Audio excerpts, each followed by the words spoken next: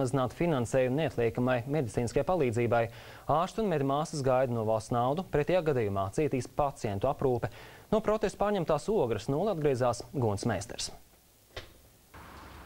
Ap 5:00 vakarā pie Ogres rajona slimnīcas pulcējās mediķi, skolotāji un citu profesiju pārstāvi. Protesta akcijā piedalās arī bērnu deju kolektīvs.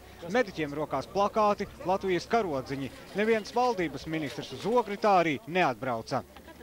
Simtiem Ogres mediķi ir devušies gājienā pa pilsētas ielām. Noskaņojums ir kareivīgs, daudziem rokās plakāti. Visi pieprasa steidzami papildu finansējumu neatliekamās medicīniskās palīdzības saglābšanai.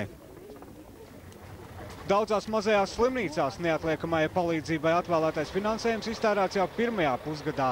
Lai varētu pilnvērtīgi turpināt sniegt palīdzību akūtajiem pacientiem un izmaksātu mediķiem algas, steidzami nepieciešams papildu finansējums.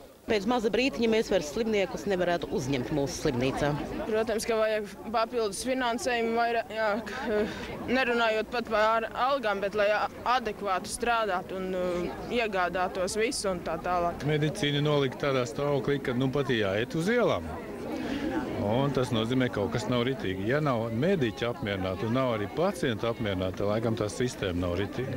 Premjers Valdis Dombrovskis iepriekš solīja papildus piešķirt 6,1 miljonu latu. Tomēr mediķi bažījies, vai nauda neaizplūdīs citām vajadzībām. Šie cilvēki visi uztraukšies par savām darbvietām, pacienti uztraukšies par slimnīcu. Un ja mums jauna, skaista slimnīca, ja valsts ir ieguldījusi līdzekļus arī slimnīcas uzcelšanā, ar kādām tiesībām kāds var iedomāties, ka viņi aiztaisīja cietu? Tad šito mēs taisīsim ciet, Madonu taisīsim ciet, Kuldīgi taisīsim ciet, un pēc tam citur kaut kāds mistisks korpusus būvēsim. Ja? Kaut kas nav lāga visi, un mums neviens tādas atbildes nevar vienkārši sniegt, kāpēc tas tā notiek un kāpēc tas tā nelāga ir. Ja? Vienkārši cilvēki ir sašutuši. Protesta akcija Ogrē aizritēja bez nopietniem starpgadījumiem.